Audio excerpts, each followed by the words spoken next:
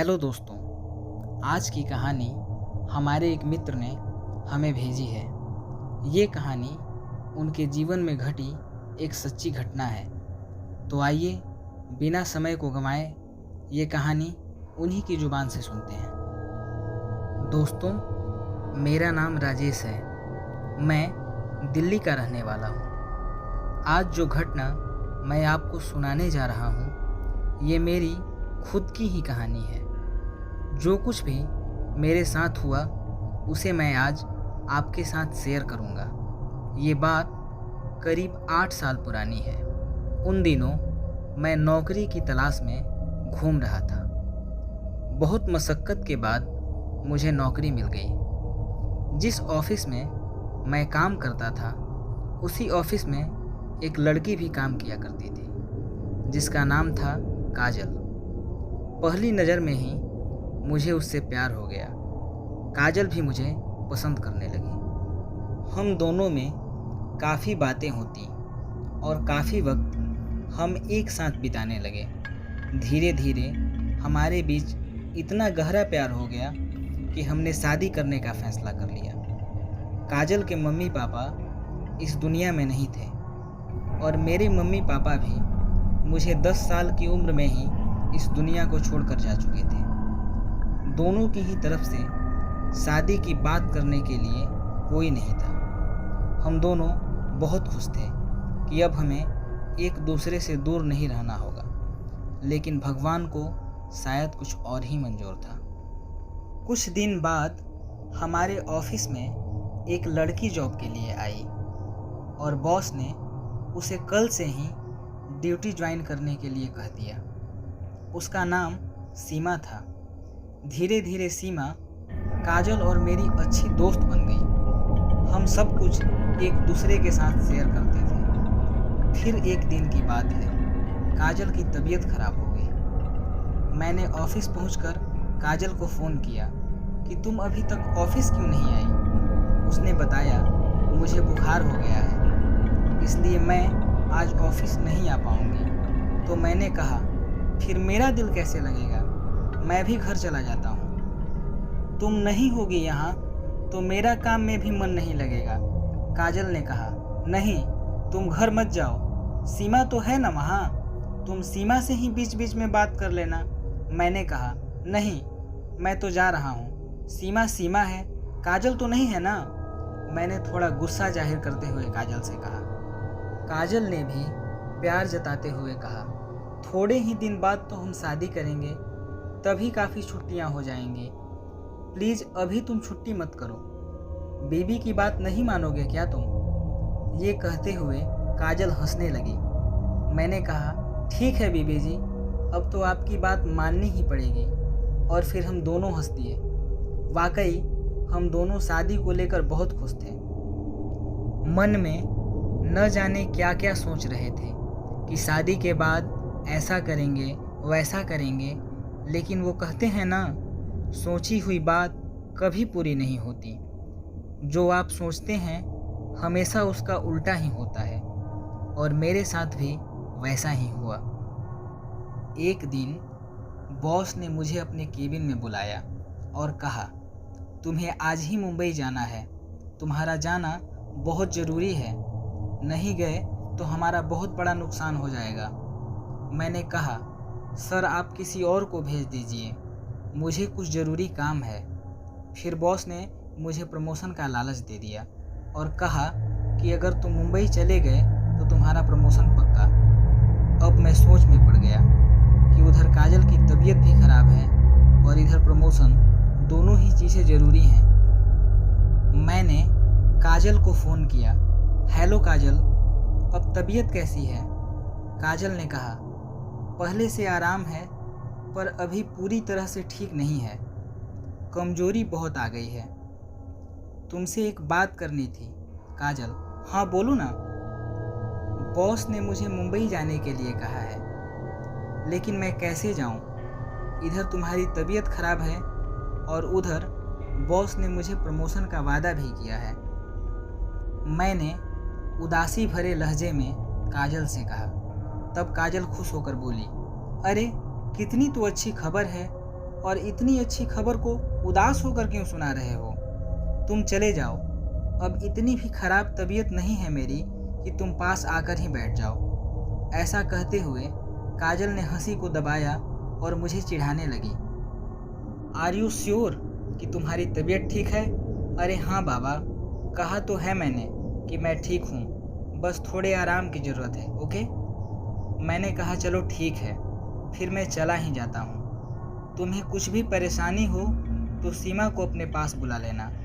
और हाँ, मेरे मुंबई से आते ही हम शादी कर लेंगे। अब मैं तुमसे और दूर नहीं रह सकता। जवाब में काजल ने भी कहा, मैं भी नहीं रह सकती। अगली सुबह मैं ट्रेन से मुंबई के लिए रवाना हो गया। शाम को मुंबई पहुंचने के बाद मैंने काजल को फ़ोन लगाया, लेकिन उसका फ़ोन स्विच ऑफ आ रहा था। मैंने 3-4 बार डायल किया, लेकिन फ़ोन स्विच ऑफ ही आ रहा था। मैं काजल से बात किए बिना एक दिन भी नहीं रह सकता था। जब काजल का फ़ोन नहीं लगा तो मुझे बेचैनी होने लगी।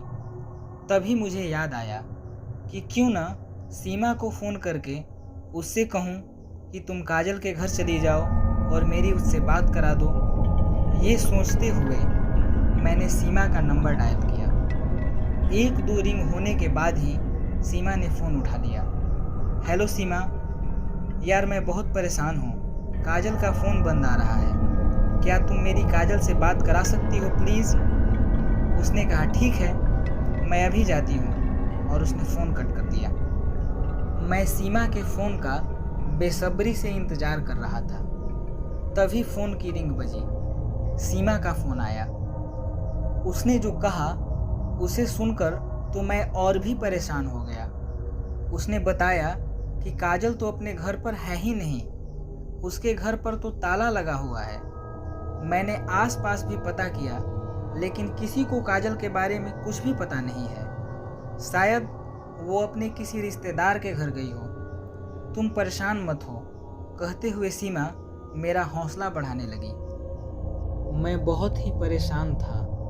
मुझे रात में बुरे बुरे ख्याल आने लगे, जिसकी वजह से मैं पूरी रात सो नहीं पाया। सुबह होते ही पहली ट्रेन से ही मैं दिल्ली के लिए निकल गया और सीधे काजल के घर गया। वहाँ पर ताला लगा हुआ था।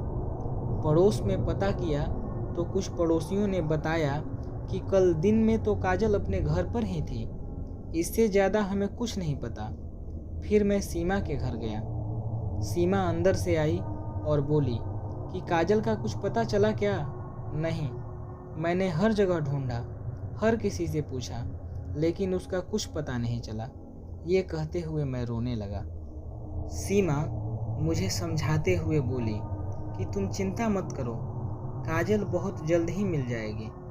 धीरे धीरे 2 साल बीत गए, लेकिन काजल का कुछ पता नहीं चला। मैं काजल की यादों को दिल में लिए बस जिए जा रहा था, लेकिन उसकी याद मुझे हर पल सताती रहती। ऑफिस में सबसे बात करना भी बंद कर दिया था। मेरी दुनिया तो जैसे वीरान ही हो गई, क्योंकि काजल ही मेरी दुनिया थी। ये बात वही जानता है जिसने कभी किसी को दिल से प्यार किया हो। एक दिन की बात है, मैं कैंटीन में बैठा काजल की यादों में खोया हुआ था। तभी वहाँ मेरे ऑफिस का एक दोस्त नरेश मेरे पास आकर बैठा और उसने मुझसे कहा, कब तक तुम काजल की यादों में खोए रहोगे? मेरे ख्याल से अब तुम्हें शादी कर लेनी चाहिए। मैंने कहा, नहीं, मैंने काजल के अलावा किसी और को अपनी ज़िंदगी में कभी सोचा ही नहीं। तो उसने कहा, किसी के चले जाने से ज़िंदगी नहीं रुकती मेरे दोस्त। क्या पता तुम शादी कर लो तो काजल को भी तुम्हारा ये फैसला अच्छा लगे। वो जहाँ भी होगी तुम्हारे इस फैसले से बहुत खुश होगी। और हाँ, मेरी नज़र में तुम्हारे लिए एक बहुत ही अच्छी लड़की है जो तुम्हें पसंद भी बहुत करती है। मैंने चौंक कर पूछा, कौन है वो लड़की? तो नरेश ने सीमा को लाकर मेरे सामने खड़ा कर दिया। सीमा तुम, हम तो दोस्त हैं ना, मैंने झिझकती हुई आवाज़ में बोला। फिर सीमा ने कहा, क्यों नरेश, क्या दो दोस्तों के बीच प्यार नहीं हो सकता? मैं चुप रहा। सीमा ने फिर कहा, क्या मैं तुम्हें पसंद नहीं हूँ? मैंने कहा, नहीं सीमा, ऐसी कोई बात नहीं, तुम बहुत ही अच्छी लड़की हो। सीमा ने कहा, तो फिर ठीक है, मैं आज से ही और अभी से ही तुम्हारी बीवी हूँ, समझे? मुझे अब कुछ नहीं सुनना, बीवी हूँ मतलब हूँ। एक पल के लिए तो मुझे ऐसा लगा जैसे मेरे सामने काजल ही खड़ी हो, और मैं एक झटके में ही काजल की यादों से जैसे बाहर आ गया था। 1 महीने बाद हम दोनों ने शादी कर ली। मैं सीमा को सीमा नहीं बल्कि काजल समझकर प्यार करने लगा। उसकी कुछ आदतें काजल से बहुत मिलती थी, इसलिए मुझे लगता कि मेरे सामने सीमा नहीं काजल है। दिन बीतते चले गए, हमारा प्यार और बढ़ता चला गया, लेकिन मुझे क्या पता था कि ये प्यार एक धोखा है। एक रात मैं और सीमा दोनों अपने कमरे में सोए हुए थे कि अचानक दरवाजे पर दस्तक हुई। सीमा गहरी नींद में सोई हुई थी, लेकिन मेरी आंख उस दस्तक से खुल गई। मैंने दरवाज़ा खोला तो सामने क्या देखता हूँ कि काजल खड़ी है। मैंने काजल को देखते ही गले से लगा लिया। गुस्सा था, लेकिन उससे भी ज़्यादा खुश था कि मेरी काजल को भगवान ने मेरे पास भेज दिया। मैं मन ही मन भगवान को धन्यवाद दे रहा था। काजल ने मुझसे कहा, राजेश, क्या तुम मुझे भूल गए थे? और क्या तुम मुझसे ये नहीं पूछोगे कि मैं इतने दिन कहाँ थी? मैंने फिर उसे गले से लगाया और कहा, नहीं, मैं ये नहीं पूछूंगा कि तुम इतने दिन से कहाँ थे। मेरे लिए इतना ही बहुत है कि तुम मेरे पास आ गई। उठिए राजेश। ये कहते हुए सीमा ने मुझे जगाया। मेरी नींद खुली। मैं अभी काजल को सीने से लगाए हुए था। क्या वो सपना था? सोचते हुए मैं तैयार होकर ऑफिस के लिए निकला। मैं ऑफिस आज ऑटो से जा रहा था। रास्ते में एक लड़की खड़ी थी जो ऑटो को रोकने के लिए इशारा कर रही थी। ऑटो वाले ने ऑटो रोका और मैंने देखा कि ये तो काजल है। काजल उसी ऑटो में मेरे साथ आकर बैठ गई। मैंने काजल से कहा, मुझे तो लगा जैसे मैं सपना देख रहा हूँ, मगर तुम तो सचमुच मेरी ज़िंदगी में लौट आई। काजल ने कोई जवाब नहीं दिया, वो चुपचाप बैठी रही। थोड़ी देर बाद काजल ने मुझसे पूछा, तुम सीमा से प्यार करते हो या मुझसे? मैंने कहा, मैं हमेशा से ही तुमसे प्यार करता रहा हूँ और हमेशा करता रहूँगा। तो फिर उससे शादी क्यों की? ये कहते हुए काजल की आंखें भर आईं। मैं ऑफिस जा रहा था, लेकिन काजल की ये बात सुनकर मैंने ऑटो वाले को काजल के घर की तरफ ऑटो मोड़ने के लिए कहा और काजल से कहा, चलो तुम्हारे घर पर चलकर तुम्हें इत्मीनान से सारी बात बताऊंगा। और थोड़ी ही देर में ऑटो काजल के घर के सामने जा रुका। मैं ऑटो वाले को पैसा दे ही रहा था कि इतने में काजल अपने घर के बरामदे में जाकर बैठ गई। मैंने देखा काजल के घर पर जो ताला लगा हुआ है उस पर बहुत धूल मिट्टी लगी है, मानो सालों से खुला ही नहीं हो। क्या तुम यहाँ सफाई नहीं करती? देखो कितनी धूल मिट्टी लगी है। मैं ताले की मिट्टी को झाड़ते हुए बोला, लाओ चाबी दो मुझे, मैं ताला खोलता हूँ। ये कहते हुए मैंने चाबी के लिए काजल की तरफ हाथ बढ़ाया। उसने गुस्से में कहा, मुझे नहीं पता चाबी कहाँ है, खुद ढूंढ लो। ये कहते हुए दूसरी तरफ मुंह करके बैठ गई। मैं गार्डन में जाकर चाबी ढूंढने लगा। तभी मुझे घास के अंदर छुपी हुई चाबी मिली। चाबी में जंग लगा हुआ था। ये देखकर मैंने फिर काजल से पूछा, काजल, अब तो तुम यहाँ रहती हो, फिर ये क्या, चाबी में जंग क्यों लगा हुआ है? जैसे इस्तेमाल ही नहीं होती हो, और ताले पर भी बहुत मिट्टी लगी हुई है। मैंने ताला खोला। ताला खोलते ही अंदर से बदबू आने लगी। इतने में काजल वहाँ से उठकर पता नहीं कहाँ चली गई। मैंने सोचा शायद गुस्सा होकर गार्डन में जाकर बैठी हो। मैंने आवाज़ लगाई, काजल कहाँ हो तुम? लेकिन काजल की तरफ से कोई जवाब नहीं आया। मैं कमरे में दाखिल हुआ। वहाँ किसी का कंकाल पड़ा हुआ था। जैसे ही मैंने उसके हाथ की घड़ी देखी तो मैं हैरान रह गया। ये वही घड़ी थी जो कुछ साल पहले मैंने काजल को उसके जन्मदिन पर दिया था। इसका मतलब ये काजल का? मुझसे आगे के शब्द बोले नहीं जा रहे थे। लेकिन ऐसा कैसे हो सकता है? काजल तो अभी मेरे पास थी। मेरी तो समझ में ही नहीं आ रहा था कि आखिर चक्कर क्या है। तभी काजल मेरे सामने आई और रोने लगी। कहने लगी, हाँ राजेश, ये जो कंकाल है ये मेरा ही है। मैं तुमसे बहुत दूर जा चुकी हूँ। ये सुनकर तो मैं सन्न रह गया। फिर काजल ने कहा, क्या तुम जानना नहीं चाहोगे कि ये सब कैसे और किसने किया? मैंने कहा, काजल मुझे बताओ, जिसने भी तुम्हें मुझसे दूर किया है मैं उसे अवश्य सज़ा दिलवाऊंगा। काजल गुस्से में बोली, वो कोई और नहीं सीमा है। ये सुनकर मेरे पैरों तले ज़मीन निकल गई।